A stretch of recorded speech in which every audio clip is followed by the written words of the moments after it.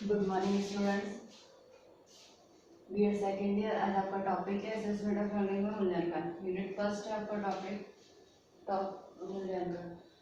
मूल्यांकन क्या होता है? अगर हम मूल्यांकन को लें तो मूल्यांकन सारी जगहों पर सभी प्रक्रिया में या बालक के व्यक्तित्व के विकास में, शैक्षिक प्रक्रिया में या उसके दैनिक जीवन में मूल्यांकन की प्रक्रिया चलती ही रहती है। सपोज मान लो अगर हम कहें कि मूल्यांकन कोई सब्जी वाला है, दूध वाला है, जब वो अपनी सब्जियों को या दूध को या अपन जब हम सब्जियां लेने जाते हैं तब हम सब्जियों का भी क्या करते हैं, मूल्यांकन करते हैं। कोई हम सामान ले रहे हैं, उस सामान को देखते हैं, उसको परखना, उसकी जांच करना, उसमें क्या कमी पेशी है, उसमें क्या अच्छी चीज़ें हैं, उन सब के बारे में जानकारी प्राप्त करना, उस आधार पर भी हम उसका क्या करते हैं, मूल्यांकन करते हैं। तो मूल्यांकन एक शैक्षिक प्रक्रिया या एक ऐसी प्रक्रिया है जो व्यक्ति के सारे मतलब हम ये कह सकते हैं कि पूरे जीवन में काम आती है। चाहे वो व्यक्ति को पहचानने की हो या उससे रिलेटेड कोई सामान लेने की हो या व्यक्ति स्वयं कोई सामान लेने जा रहा है, कर रहा है, तो वो हर परिस्थिति में क्या कर रहा है, मूल्यांकन कर रहा है। मूल्यांकन दो शब्दों से मिलकर बना है, मूल्य प्लस अंकन। मूल्य प्लस अंकन का अर्थ होता है मूल्य का निर्धारण करना। किसी भी वस्तु के मूल्य का निर्धारण करना मूल्यांकन कहलाता है। किसी भी वस्तु के मूल्य का निर्धारण करना क्या कहलाएगा, मूल्यांकन कहलाएगा। मूल्य प्लस अंकन, किसी वस्तु के मूल्य का निर्धारण करना मूल्यांकन कहलाता है। अगर हम इसको शैक्षिक प्रक्रिया में या शैक्षिक उस में लेते हैं तो छात्र के गुण दोषों की व्याख्या करके उसके संबंध में उचित निर्णय करना, उसके यथार्थ का मूल्य निर्धारण करना मूल्यांकन कहलाता है। छात्र के गुण दोष शिक्षक द्वारा, अभिभावक द्वारा, समाज द्वारा छात्र के गुण दोषों की व्याख्या करना कि छात्र में कौन सा गुण है और कौन सा दोष है। गुण है तो उसको, उस गुण को समझते हुए शिक्षक उसी गुण को आगे क्या करे, उसको उस क्षेत्र में आगे बढ़ने के लिए प्रोत्साहित करे, उसको मार्गदर्शन करे, निर्देशित करे, जिससे वो उसी क्षेत्र में उस गुण को क्या कर सके, अच्छे से अच्छे उस गुण को और निखार सके।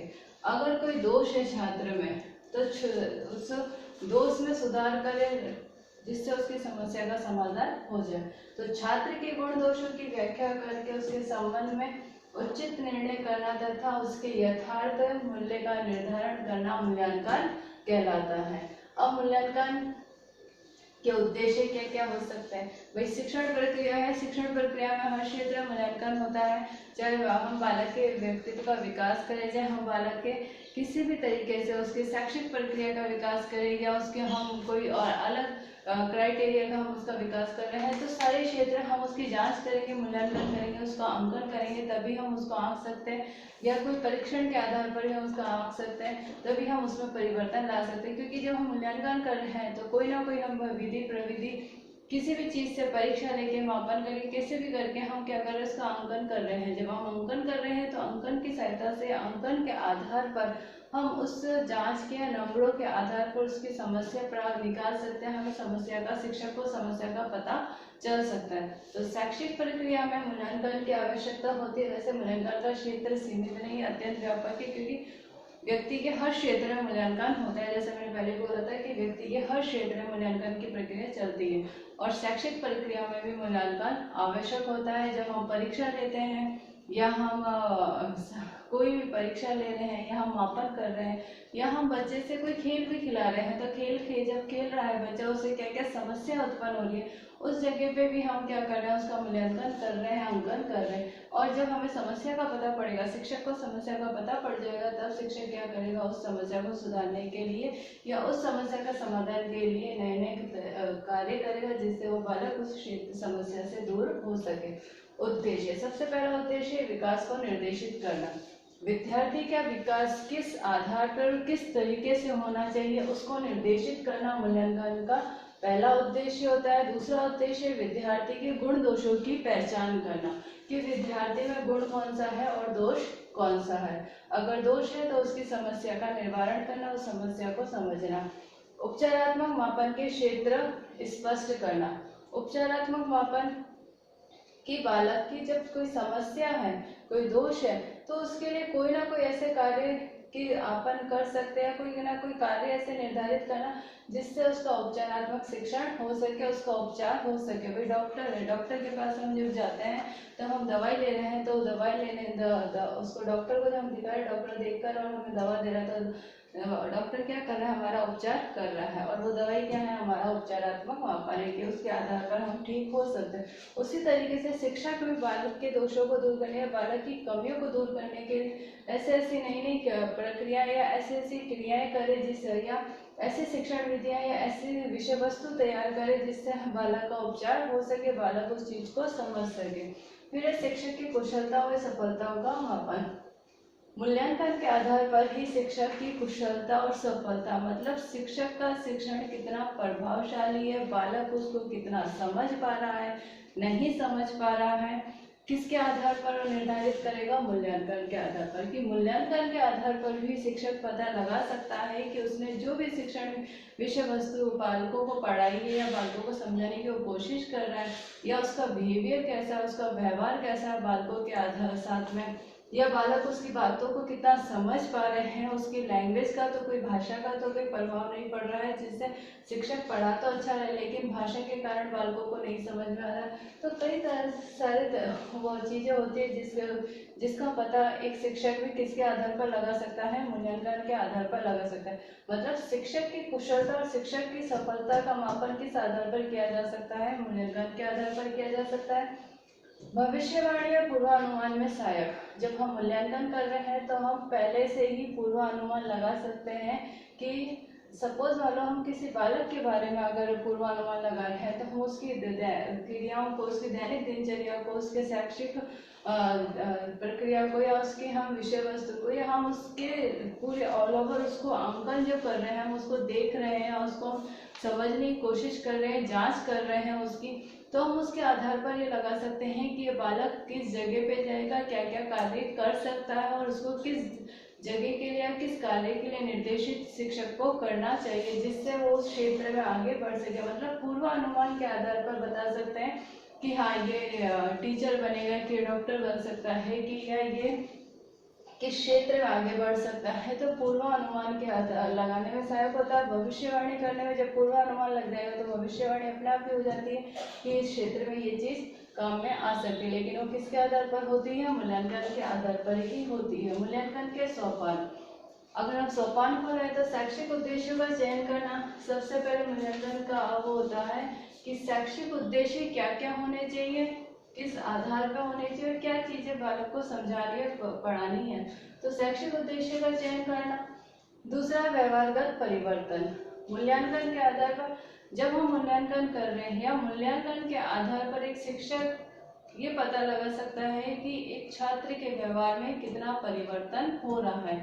छात्र के व्यवहार में जब परिवर्तन होएगा तो उसका अंकन हम मूल्यांकन के आधार पर कर सकते हैं। सपोज मान लो अगर कोई बालक 6 या छोटी क्लास में जब वो पढ़ रहा है 6 क्लास में, तब वो कमजोर है, पढ़ने में अच्छा नहीं है, उसके नंबर कम आते हैं।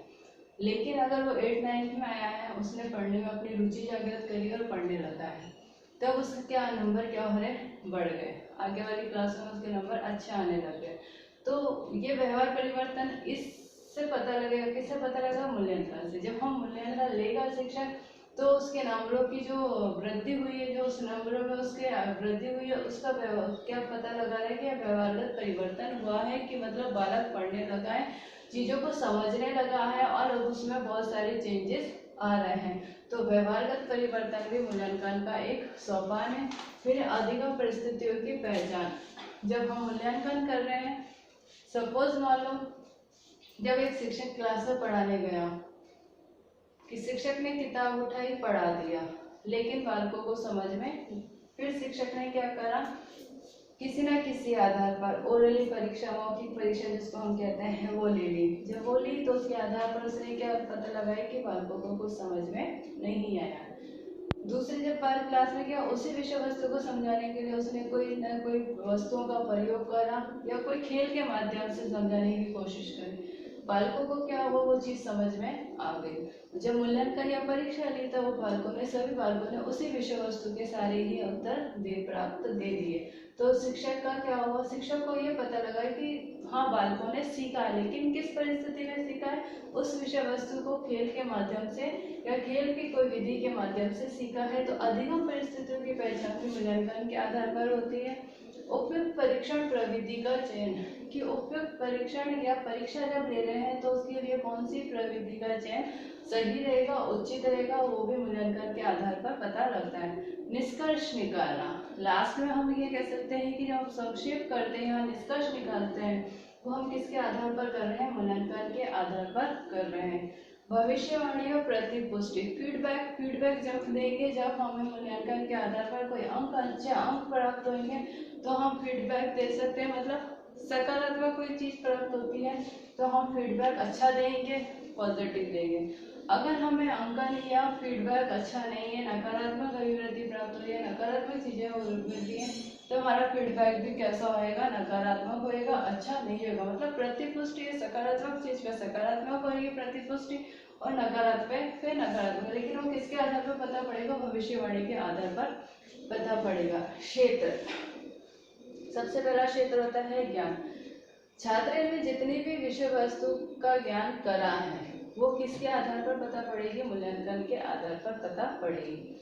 बोध का इन द सेंस कि छात्र ने जिस वस्तु को समझ लिया है, जिन बातों को, जिन क्रियाओं को, जिन प्रक्रिया को समझ लिया है, वो प्रक्रिया या वो बातें या वो विषय वस्तु उसको कितनी याद है, किस, और वो उन चीजों का बोध या उन चीजों का ज्ञान वो किन और अलग चीजों में कर सकता है। सपोज मान लो वो विषय वस्तु पढ़ रहा है, गणित की विषय वस्तु पढ़ रहा है, अब इस गणित का ज्ञान वो अपने दैनिक जीवन में कर सकता है, उपयोग में ला सकता है। फिर अगर हम उसको कहें कि अगर वो किसी और मतलब उसका जो व्यवसाय है, अपने व्यवसाय से उसको जोड़ सकता है, तो इस तरीके से बोध होना चाहिए कि जब वो अंकों का ज्ञान या वो किसी ऐसी विषय वस्तु पढ़ रहा है कि उसका वो कहाँ कहाँ पर किन किन क्षेत्र में प्रयोग कर सकता है। सूचना, जो विषय वस्तु पढ़ी है उससे रिलेटेड कितनी सूचनाएं छात्र एकत्रित करके रख सकता है, या उसको याद है या उसको पता है कि उसने जितनी भी स्टडी करी, सिर्फ वो एक किताबी विषय वस्तु तक ही तो सीमित नहीं है, उससे रिलेटेड उसको अधिक ज्ञान है या नहीं, या उससे रिलेटेड उसको नई नई सूचनाएं प्राप्त पता भी है या नहीं। तो सूचनाओं का क्षेत्र या सूचनाओं के आधार पर, मूल्यांकन के आधार पर वो चीज पता लगाई जा सकती है। प्रवृत्ति, बालक में या छात्र में जितनी अधिक प्रवृत्तियां होंगी, जितनी अच्छी चीजों को वो सीखेगा करेगा, उस आधार पर, प्रवृत्तियों के आधार पर कि अभिवृत्तियों के आधार पर बालक मूल्यांकन की प्रक्रिया को कर सकता है। बुद्धि दो प्रकार की होती है, सामान्य और विशिष्ट। सामान्य और विशिष्ट बुद्धि का पता किस आधार पर लगेगा, लेकिन मूल्यांकन के आधार पर लगेगा कि इस बालक की बुद्धि सामान्य और इसकी विशिष्ट है, जिसके आधार पर हम उस विषय वस्तु का या शिक्षक अपने शिक्षण प्रक्रिया को समझा सकता है। योग्यता, मूल्यांकन के आधार पर ही बालक की योग्यताओं का पता लगाया सकता है, और योग्यता क्षमताओं के आधार पर उसको उसी अकॉर्डिंग शिक्षण कार्य या शिक्षण प्रक्रिया को कराया जा सकता है, जिससे बालक की योग्यता, अगर योग्यता अच्छी है, सफल है, तो बालक उस क्षेत्र में आगे बढ़ेगा। योग्यता अच्छी नहीं है, असफल है, तो शिक्षक उन असफलताओं का जांच सकेगा, उसके पता लगा सकेगा कि असफलता उस बालक को क्यों प्राप्त हुई है। रुचि, कोई चीज हमें पसंद आ रही है या नहीं पसंद है, तो पसंद या नहीं पसंद भी मूल्यांकन के आधार पर लग सकता है कि किसी विषय वस्तु को पढ़ने में तो हमें बहुत अच्छी रुचि है, किसी विषय वस्तु को पढ़ने में हमारी रुचि कम हो जाती है। छात्रों की त्रुटियां, छात्र अपनी त्रुटि, अपनी कमजोरी, अपने गुण दोषों का पता लगाकर अपनी कमजोरियों को दूर कर सकता है और दूर करके उसमें नवीन परिवर्तन कर सकता है। या छात्र को अपनी कमजोरी का पता लग सकता है, लेकिन किसके आधार पर, मूल्यांकन के आधार पर। शारीरिक स्वास्थ्य, शारीरिक स्वास्थ्य मूल्यांकन में इसलिए जरूरी है क्योंकि शारीरिक स्वास्थ्य का पता भी हम तब लगा सकते हैं, हम कोई शिक्षण विधि या कोई भी कार्य करा रहे हैं तो उसके लिए शारीरिक स्वास्थ्य का सही होना जरूरी है, तो बालक उस काम को, इस कार्य को अच्छे से सीख सकता, नहीं तो वो उसको नहीं सीख पाएगा। तो शारीरिक स्वास्थ्य भी मूल्यांकन का एक क्षेत्र निर्धारित करता है। मूल्यांकन के क्षेत्र अत्यंत व्यापक है, क्योंकि मूल्यांकन सीमित नहीं है, मूल्यांकन बहुत बड़ा है, लार्ज है, और हर क्षेत्र में मूल्यांकन का प्रयोग होता है। कोई एक निश्चित क्राइटेरिया हम उसका निर्धारित नहीं कर सकते हैं कि मूल्यांकन के लिए एक निश्चित निर्धारित क्राइटेरिया कोई हो सकता है जिसके अंतर्गत ही मूल्यांकन किया जा सकता है। तो मूल्यांकन के आज के टॉपिक सिर्फ इतने ही है। प्रविधियाँ और जो विधियाँ हैं वो आपको नेक्स्ट क्लास में पढ़ाएंगे। अर्थ, उद्देश्य, सोपान और क्षेत्र।